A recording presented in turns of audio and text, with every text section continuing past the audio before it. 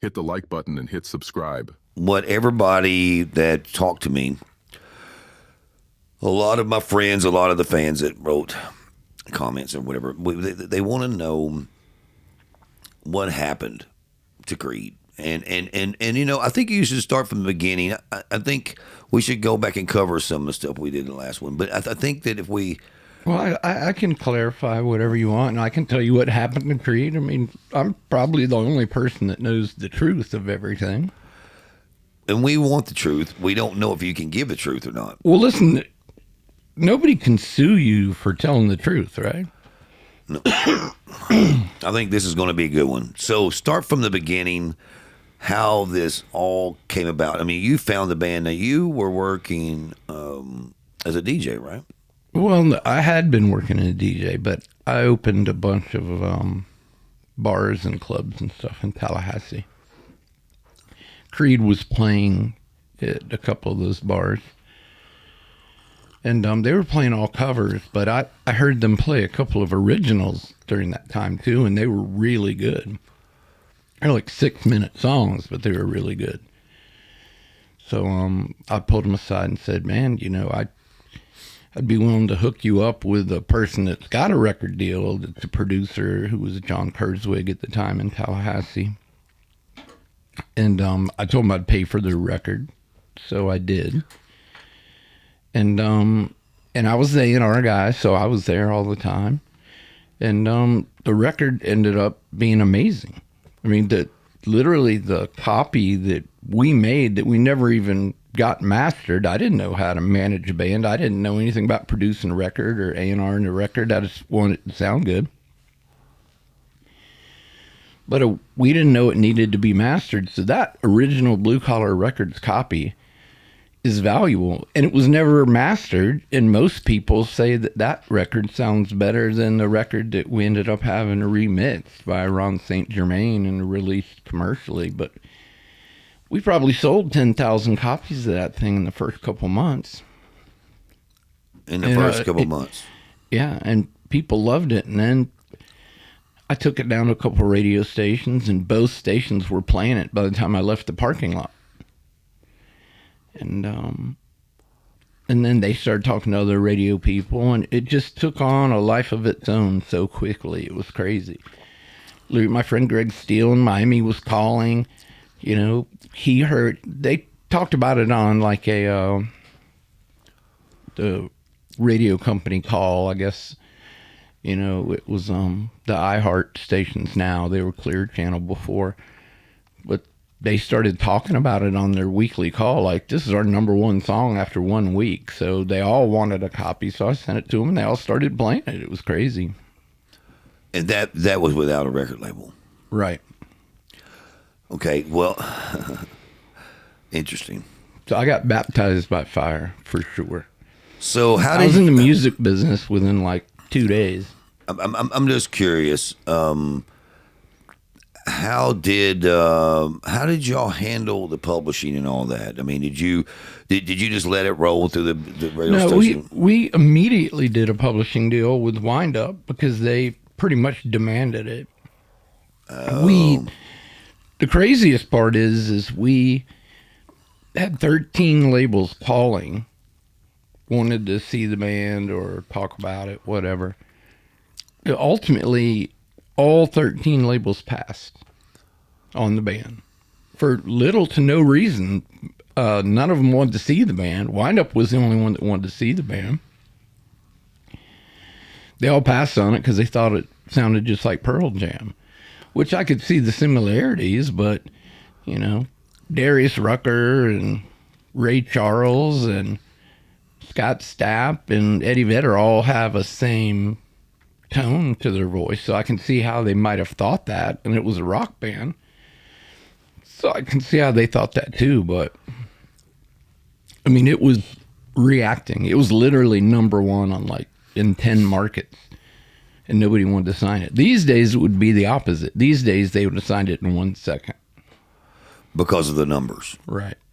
And now it's just exactly. See, back then it was like, you know, it had to be cool.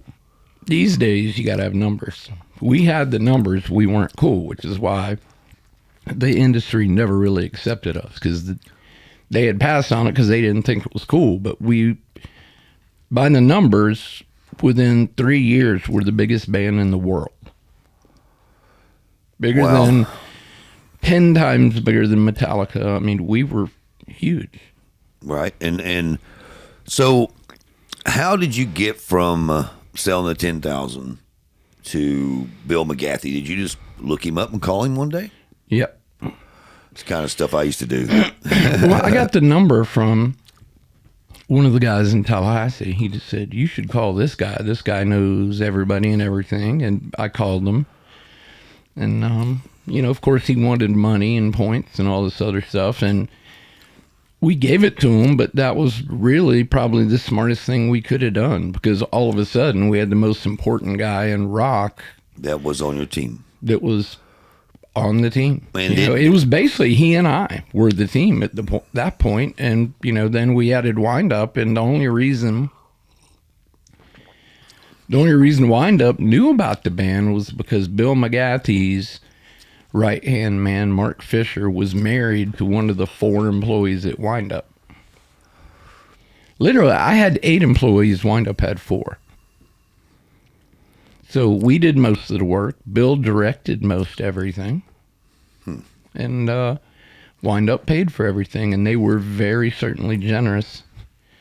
They definitely outspent all the other labels on top of it, because they had, thing is, we had something to prove, and Wind Up had something to prove, and that was a pretty good combination.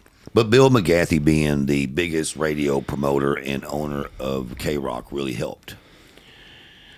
Yeah, it had everything to do with everything, because there were a lot of politics back then. I mean, just like I said, the whole thing with you had to be cool, and we weren't cool, but he made sure everybody knew, like, they're badasses, you know? Right. Well, my question is it true? Because I've heard this. Me and Jesse James Dupree, I went over to his house one night, and we talked, and he was telling me the Creed story, and you know, and he's a really, really intelligent guy. Jesse James is, Well, he's also best friends with our attorney right. at the time, Jim Zummel. And what I guess I'm asking is it true that they had to spend that first, what is it, my own prison, they had to spend that for a year to really get it to catch on? Is that true, or is Absolutely. We were, it was unheard of. That song was on the chart for like 52 weeks. And it was, some people would say it was strategy, but that's stupid. But, you know, it was a slow growth deal. So so did they have to spin that song for a year straight? Yeah. So because everybody would call the radio stations and ask and say, is this the new Pearl Jam song, right? Well, here's the way radio works. We started at active rock radio, which is its own format. There's stations that play more new rock, etc. Right. But then we moved into the mainstream rock, and then we moved into alternative, and we ended up at top 40. So to work a song to all those formats takes about 2 years. So how long was the first single out? My Own Prison, right? Is that the one that broke the band? It was on the active rock stations. And they'll play something until it burns out when it's the number one song. So for it to get to number one and burn itself out took probably close to a year. But then mainstream rock stations start playing it. And then once you get top 5 at mainstream rock, that's when alternative stations will start playing it. And it worked its way up to number 1 or in that neighborhood on that song. And it takes a while. But yeah, so that song was on the radio, and then it moves to Recurrence. That song had a long life, but we had 4 singles on that record that all went number 1. Right. So realistically, that record could have lived on the radio for 3 years, but we released another record a couple years later. So we were still on the radio when we put out our next record, and it went straight to number 1. Right. That record, actually, I have a plaque in my office that it was number 1 at rock, alternative, top 40, and on Billboard, all in the first week. That's and we were the freaking biggest amazing. touring band in the world at the time. We literally, when the band broke up, we had stadium shows booked all over the country. We had offers for $1 million a night to play stadium shows. Well, we're going to get to all that. I'm still at the point where how did you manage to get the band from a big radio single to the stadium? I mean, how far between there? I know someone said they'd seen Creed in a small club, somewhere. I forgot where. You know what? Here's the thing. Was there many small club tours before the band? Yeah, well, no. I had a strategy. Not knowing a lot about the music business, I had a common sense strategy where I believed that we could go into market one time, play the club, go into a market a second time, play the big club, and go into a market the third time and play like a cut down Civic Center or a Shed or the biggest place available.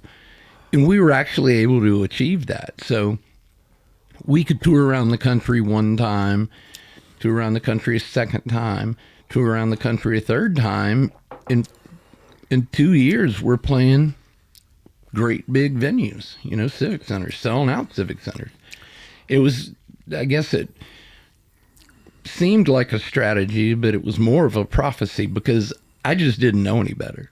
I didn't know that it didn't work that way. I didn't know that you could be in a band and be playing clubs for your whole life, but that was out there. Honestly, I always looked at Metallica and kind of fashioned our whole deal after Metallica. Really? I did. I mean, that was the band's idols. And the band told me in the very beginning, we decided we would only open for 3 bands ever. And that would be Metallica, Van Halen, and Aerosmith.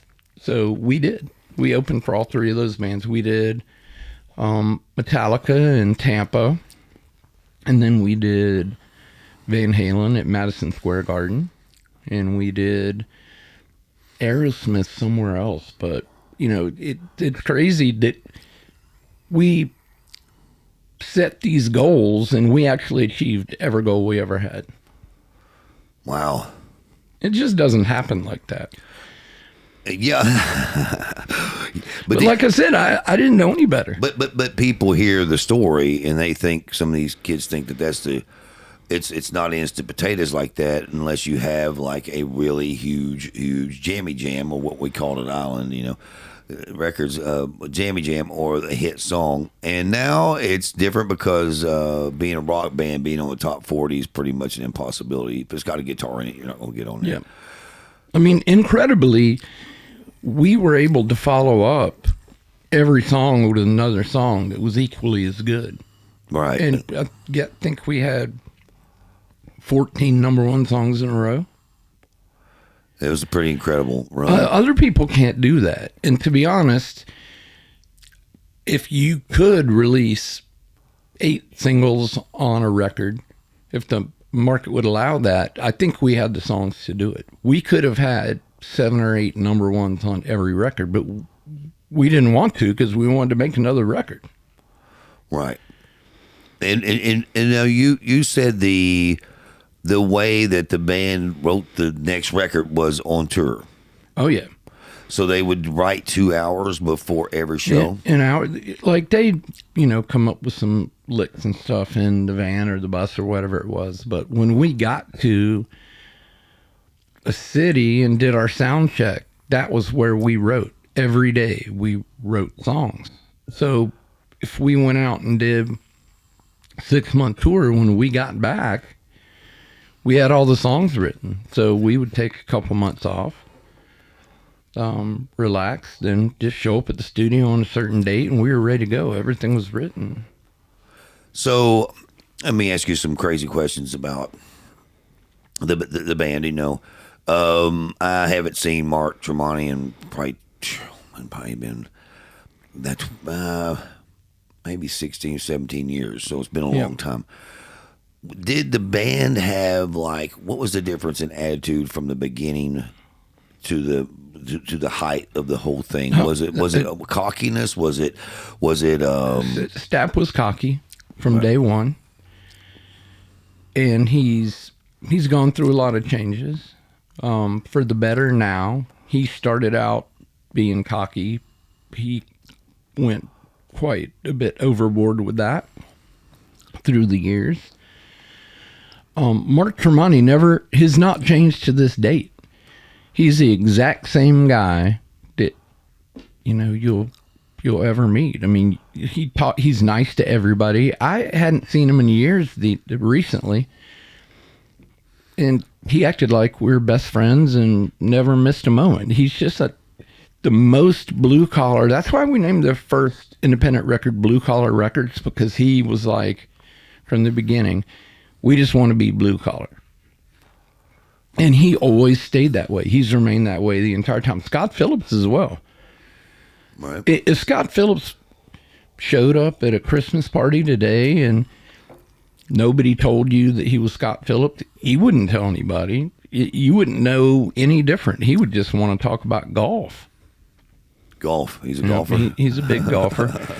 Mark would just want to talk about guitar. And Mark's doing his Sinatra thing now, which is literally the most incredible thing I've ever seen. Really? I haven't heard it yet. I heard it was really good. He is better at being Sinatra than he is a guitar player or at being a rock star. No way. I'm swearing about. See for yourself. Go on YouTube. Whoever happens to be watching this right now, when you're done, the end of the story, go watch him on YouTube and send us comments here on the podcast and have your listeners tell you what they think about that, because you'll see for yourself. It's remarkable. God, I can't see Mark doing And he's it. got the guys that were in Sinatra's band. They are his band. He did a whole record. It's incredible. It's funny. I saw him on. God, it was me and Corey Yarkin, hanging out. Yep. And anyway, the whole thing is you need to call him and tell him to get on here, because I would love to talk to him, to interview him. And Mark? Yeah, and I bet he's such an interesting person to talk to. I'm telling you, he is the least arrogant person I've ever met. He's the kind of shy guy. I mean, he's not shy. He's talkative, but if you compliment him, he's just like the oh shucks guy, like, oh no, come on, man, that's nice of you to say type thing. He listen, the guy's been the #1 guitar player in the world in Guitar Magazine multiple times. Right, and he's just a humble dude. Yeah, and you know what? The funny thing is Miles, who plays with Slash and plays with Mark, is an equally as good guitar player as either one of those guys. Right. I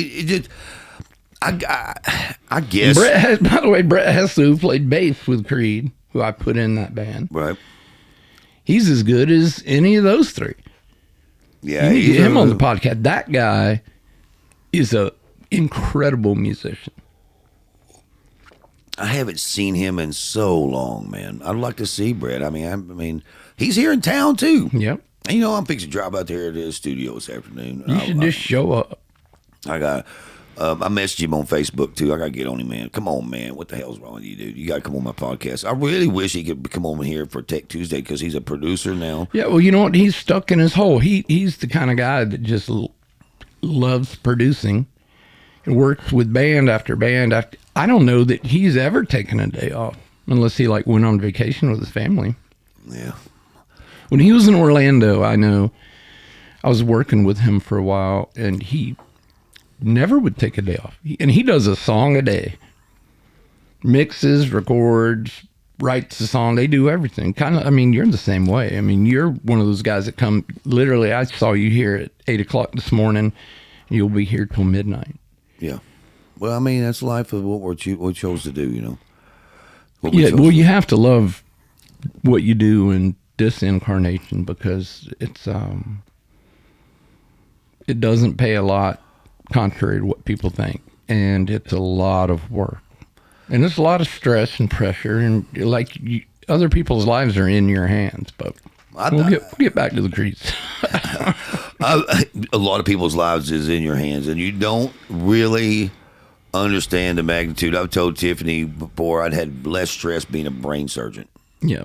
Well, you know what? I'll tell you, when I was managing Creed in the heyday, I don't think people realize the way this works, but when we did Civic Center or something, every single person in that venue is working for me. Right. You know, I'm in charge of everything. Like to people selling the merch, like everybody is getting paid by us. Right. At the end of the day. So I would have to be on location, or my partner would be, and you know, it's a lot of work and a lot of responsibility. I mean, there were times where I was a mile away from the venue trying to round up people that would show up in these trucks with printing presses in them, and they'd be making T-shirts on the spot, on-demand T-shirts, you know? Wow, Bootleg that's crazy. stuff. I literally had to have a relationship with the FBI, because they were the ones I had to call to try to shut that stuff down. But if you think about it, there's 15,000 people there. And if they can all buy a $10 T-shirt instead of buying a $30 T-shirt inside, and that's still profitable. I mean, they were stealing hundreds of thousands of dollars from us a day. Wow. This is a big deal. That's a big deal. That's a lot of money, and that's jail time.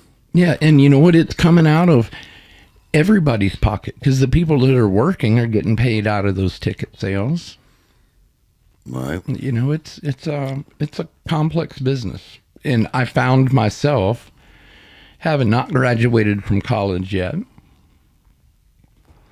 being in charge of 300-400 people every night, and $1 million in cash, and having to deal with the ramifications of that, sales taxes, and Right.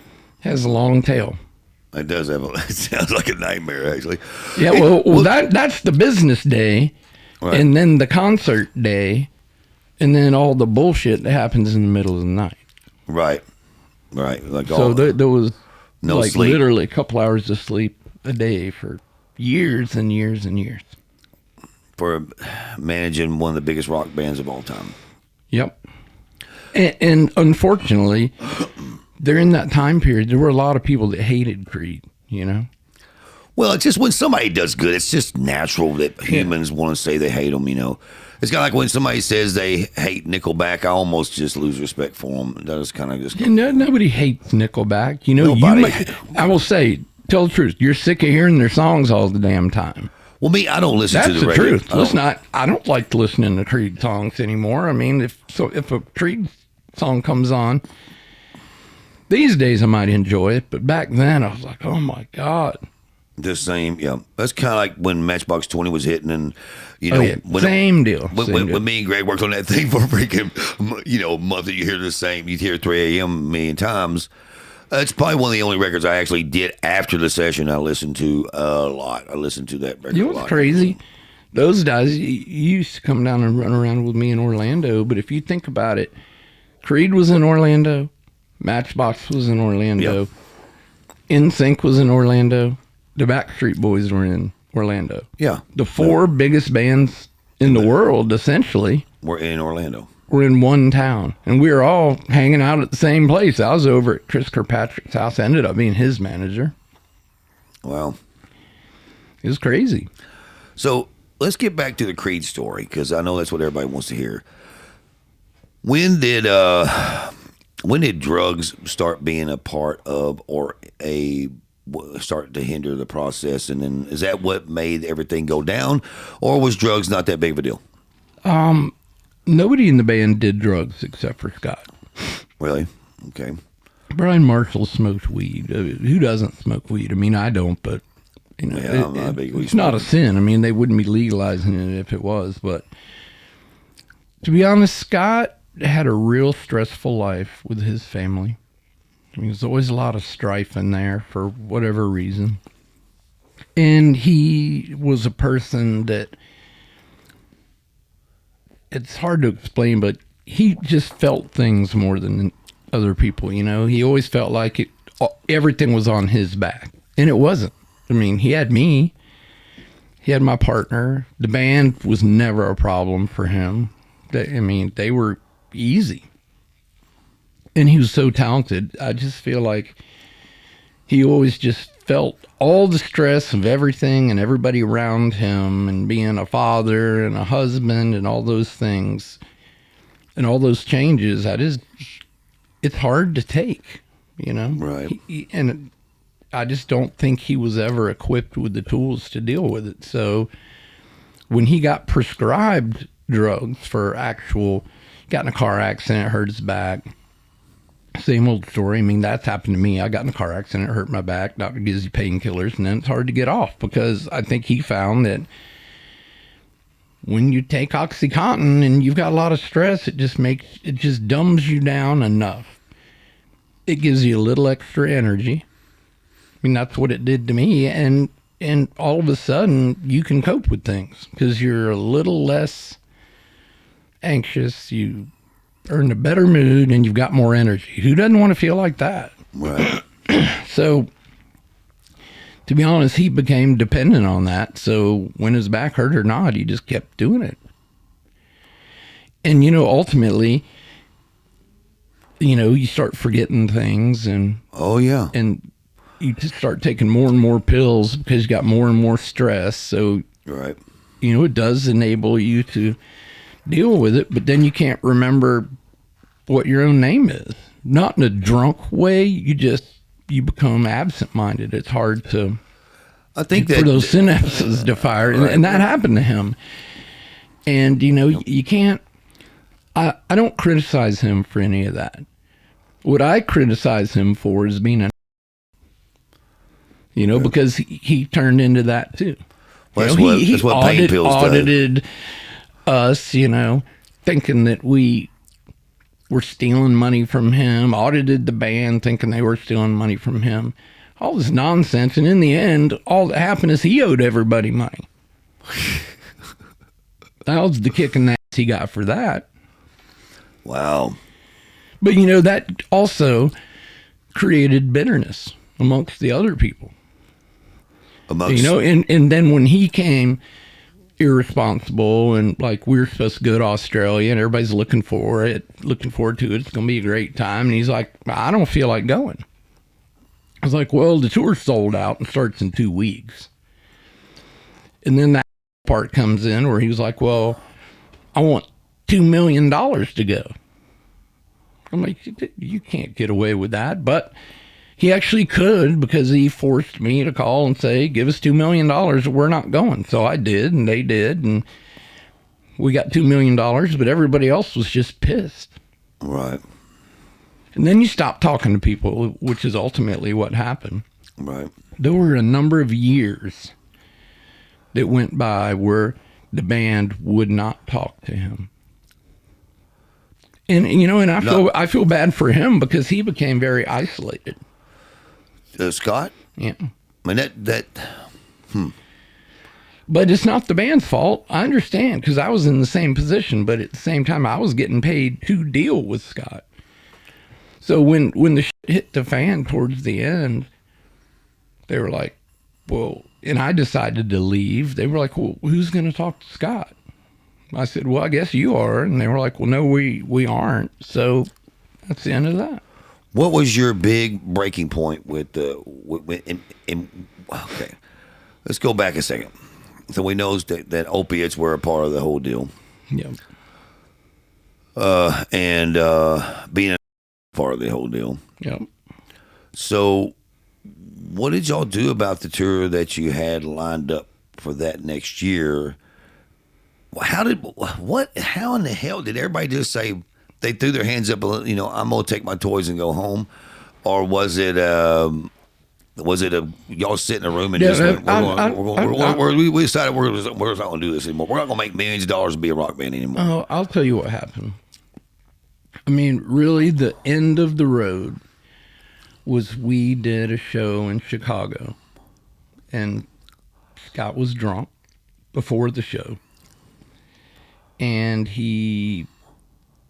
my tour manager, who was unbelievable at keeping together forever, Andrew Weiss, he goes back to get Scott to go on stage, and for whatever reason, Scott had drank too much before the show and had fallen asleep and thought that when Andrew woke him up, he thought he had already played the show. Oh, which wow. wasn't the case. And then, Andrew was kind of sick as shit too, so he just grabbed him and dragged him down the hallway and put him on the stage. Now, the shit part is this was Mark's hometown. Chicago, Illinois, sold out show, 15,000, 20,000 people there. Mm-hmm. Mark's big homecoming. The hero's son comes back, finally playing this huge venue. Right. It was like something he probably dreamed of his whole life. Right. And to Scott, it was just another day. So for whatever reason, maybe he didn't feel well. I mean, I'm not him. I can't say, but I do know that he drank too much. I do know that he woke up and thought he had played the show, or dreamed he had played the show, whatever happened, and the fans just booed us off stage. Stapp goes up there, doesn't even know what song he's singing. He's laying on the stage making snow angels, laying on the stage singing the song with his no shoes on and his socks looking like rabbit ears. And that was really probably the breaking point, because after that show, we got sued for a class action lawsuit, which it got thrown out because you can't do that.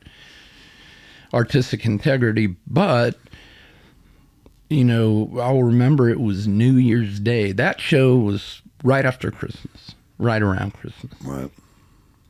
That was the last show of the tour, so we all come home. I get a call from Scott, and he's like, well, it's New Year's Day. I'm up and working, so you are too. I'm like, dude, no, I'm not working today. It's freaking New Year's Day. We just got done with the tour. I got to clean up all this other shit from Chicago. He was just being an that day, too. And like I said, I don't fault the guy for being. He had a lot of stress. I mean, he went through a divorce. He had a beautiful son, and she was trying to take the kid, and it was all that going on. And him and the band weren't getting along, so he was isolated. It was just, but he was taking that out on me. And it's true. I was the one that was keeping the wheels on the bus. We're riding around in 7 tour buses because everybody had their own bus. And then the crew had a bus. It's a waste of money. I mean, literally, we're spending just so much money, but we're making it. So, like, nobody cared. Scott flying from Chicago to Milwaukee on a private plane. And, literally, by the time you go to the airport, get on your plane, get your Kentucky Fried Chicken brought to you, and you don't even get up 10,000 feet before you're landing again. And we're spending, God only knows, at least Metallica did it right. They would pick a hub, take a plane there, and then spread out in buses and go to all the shows in the area. Freaking taking a plane, and that's just, when Stapp's mentality was, well, I can't be in an airport. Well, you could ride on your bus, But anyway, so I'm supposedly working on New Year's Day, so I'm thinking, well, if I'm working, I don't know if you want me to work, because if I have to start thinking about all this that I've been through. I don't know if I'm going to do it, but I had to spend hours on the phone with him trying to tell me that he wasn't going to make another record unless Wind Up gave us $30 million. And I was like, dude, that's blood money. Like, there's no point in that. We get the money anyway. You know, it's just, like, where are they going to get $30 million from? And maybe they had it, maybe they didn't, but it just didn't seem right to me. So I said, you know what? Well, I don't know if I'm going to do that. I'm going to have to think about it. So I called the other guys in the band, and they were like, what? That's crazy. But, like, we can't do that. Well, I got to backtrack a second. He also mentioned that we were going to get $30 million for the record, and he wasn't sure we were going to make the record. It depended on how the other guys were acting. And I was like, well, this is just not a good situation. So I called them. They said, well, he's crazy. I said, well, I started thinking about it, and I was like, you know what? I'm not doing this anymore. You know, and you know what? Consequently, my wife left me. Got a divorce, lost my kids for a while. I mean, that was the result. But I was put under so much pressure and so much stress and having to deal with that kind of shit. I just said, fuck it. And I told them that. And you know what the guys in the band said? They were like, well, who's going to talk to Scott? I was like, well, I guess you're going to have to, or figure something out. And they were like, well, what are you going to do? I said, I don't know and I don't care. There's plenty of bands out there. I mean, I honestly felt that way. Right. You know? My thought was, you give me any 4 or 5 guys with good songs in any town, I could do this again. I actually thought that. And to some extent proved it with Paramore. Right. Wasn't as big, but you know, there was a methodology to go about doing it if you had the songs and you had somebody that knew what they were doing. So, but the guys said, well, can we go with you? I was like, well, sure. Just, you want to start another band? We'll start another band. And they said, well, it's not going to be called Creed, and we don't want somebody that sounds like Scott. So I went and found Miles Kennedy, literally through Rick Krim. He was at VH1 at the time. And what a good man. Great man. And he gets all the credit for finding Miles. I knew who Miles was because I loved the Mayfield 4. It was his previous band. So Rick and I talked about that, and I said, sure, let's fly him in. We flew him in, and everything was perfect from that day on. Never made as much money, but I'll tell you that, like, with Wind Up, within the first year, we had a platinum record. Right. Alter Bridge. Yeah. I mean, everybody out there needs to know. Yeah, you know. Some people don't know Miles. Yeah, Miles well, Kennedy. I A&R'd that record too, and it was platinum, and you know, they've been happy, and Scott's, you know, gotten the mental help he needed, in the sense that he, you know, finally figured out that he was actually bipolar, and you know, that's good for him. Like, they found out that there were actual chemical reasons for him to be the way he was. Right. And he figured out that pain medication wasn't the answer. And he's got a new wife who's wonderful, and he's got more kids, and seems like his life's back on track. So I actually called him and wanted him to come on the podcast because I wanted to have this podcast together with him where we could talk about it.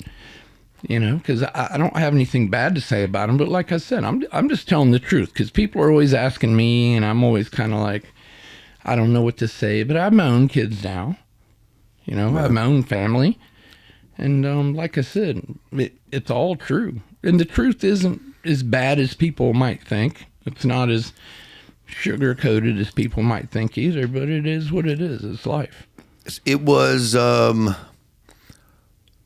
In the height of the Creed deal, all of a sudden, everything just stopped. Yeah. And, you know... It really sucks, because, you know what? I got to tell you, for the band, without the going and getting $30 million for Wind Up, those $1 million in every major city in America out there for the band. And at the time, we had never gone overseas. I mean, there was $100 million sitting in South America, sitting in Europe, sitting in Asia. I mean, we'd gone to Australia, but I mean, it's crazy. I mean, we probably left $1 billion of fruit on the tree. That's ridiculous. And all because of just some craziness. Yeah, all because, sometimes life can just beat you down, and it beat me down. I mean, think about that. If there was $1 billion out there, I'd have $100 million right now. Right. And I'd probably, and whoever said money can't buy happiness was stupid. Yeah, I didn't have any money because, you know what, if I had $100 million, I could go buy an island and invite the people I wanted to be on the island, and we'd have a nice time. And you'd be happier. Oh, I'm happy for sure. I know. I'm just joking. Because you know what? I mean, look at me. I wear sweatpants and a t-shirt and Yeezys every day. I mean, so that's a pretty decent life for me, and I get to spend a lot of time with my kids. And I've coached over 1,000 children in Orlando in youth sports, and I adore that. But it just sucks that we could have been the Beatles. I don't know. I mean, did we have enough songwriting chops to do that? I don't know. But I'll tell you this. I mean, Alter Bridge has made a lot of great records. Stapp makes great records. The band made better records than either one of them, in my opinion, because that was more of a commercial sound that everybody wanted to hear. But we would have evolved. We could have evolved. We knew the game. It's definitely a shame, but at the same time, I can look back and say, dude, I discovered A&R'd and managed and kept together the biggest band in the world. And I don't know for a fact, but I'll ultimately have 3 Diamond Awards. I have one now. And when I have 3 Diamond Awards, I don't know if there's any other managers out there in the world other than maybe Led Zeppelin's manager that could have ever said that. And none of them lasted long enough to get 3 Diamond Awards because other managers got fired along the way. Right. I left on my own terms, so. Wow. Well, I got to say, I haven't had to ask too many questions on this podcast, and I love it because everybody wanted to know what happened, and ultimately there was no. If I was on the outside, I would have been quite shocked. Like my very favorite band I had heard was coming to Houston or Philly or Chicago, where we had these stadium events set up. And I know we had songs for a 4th record, and that could have been us. But if you were on the outside looking in, I understand now. The reason I'm happy to tell people is because I didn't know anybody really cared until you started getting a bunch of email about my first interview, basically. And I guess I didn't tell them what they actually wanted to hear. So I'm obliged to tell people the truth of what happened. I mean, I'm sure they want to know. I mean, a lot of people loved Creed, and I'll tell you this. One of the best things I've ever seen anywhere is every Creed show, I would see numerous dads with their boys sitting on their shoulders, like 5-year-old kids. Right. Because the words were safe enough for them to hear. We probably did a lot of rotten shit in our time, some of us in and around the band. But man, when you came to a show, you were entertained like you've never been entertained. Scott was the best front man ever. The band was amazing. Our tour manager put together the most amazing shows to the extent that after, he designed our show, he designed a Rolling Stones show. Right.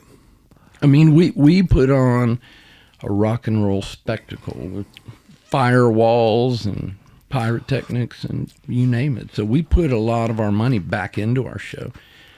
And, people to this day, if we could put on a show like that, I mean, people saw us do amazing stuff. Like we played at the top of the MGM. Nobody had ever done that back then. Now they do it all the time. But we were the first band to get on top of a skyscraper and put on an amazing show, with helicopters flying around. It was crazy. So do you feel when the bottom dropped out Did you get a lot of flack from it? Did you get a lot of things from the? Did your connections with some of these major touring companies and people like that? Did you have a lot of fallback on it? Was it like a shrapnel? Well, I'm sure there were a lot of people making a lot of money that were really disappointed, and I got to tell you, with a few exceptions, and it's odd that a lot of the radio guys take my call now and don't forget those days, and they choose to look at the glass half full, and they choose to have fond memories because, you know what, we put on some great radio shows. We did lots of radio shows. People in the industry, I don't think anybody really cares. Probably most people are happy to see us go. I'll tell you that there's a handful of really good people out there, like the Monty and Avery Littman. That Good people. When I had cancer, man, like I got a check from Monty Littman. And of all the people he deals with every day, for him to do that, like I'll never forget that. He'll probably never remember that it even happened, But that's something I won't ever forget. But now it's a different time. I'm still enjoy developing these young bands and stuff, and I can't do a lot of things I was able to do before because I'm technically disabled because I have some issues and chemo brain and that sort of thing. But I have a lot to offer these young bands. I mean, you've seen some bands I've come up here and just helped out, and they're ecstatic when I do. Yeah, the guys I'm working with now love you, and that's the thing, Jeff. But I don't think your days of managing stadium bands is over with. I think you're still there, and I've just got to come through with the right record for you, don't I? Yeah. Man, maybe this band's it, because they are they're all something else. That they are. They're all that in a bag of chips. They really are, and good kids, kids. Well, listen, and that matters. I will tell you this: I will only work with the band now if I love the music, which I did with Creed. But I really got to like the guys, and I still like the guys in Creed. Don't get me wrong, but they're not in the equation now. But I really found within myself that while I had cancer, if I was ever gonna do any of this again, it would have to be on a different set of terms where I was doing it from the heart instead of doing it for the money. Right, man. I appreciate you being back on here, and I know you gotta get to the airport. I think that was a great one. I think people want to hear the Creed story, and I did too. I didn't know exactly. Now there are some personal things that's being left out. I know that, but that there's no sense of bringing that up on here. It's not. People don't deserve to hear. I feel like people deserve an explanation because we did just disappear. But people don't need to know the real what the suitcase of money was for, if you know what I mean. Right. I know what you mean. Well, thank you a lot, Jeff. Yeah, man. Love you, man. Be careful getting home.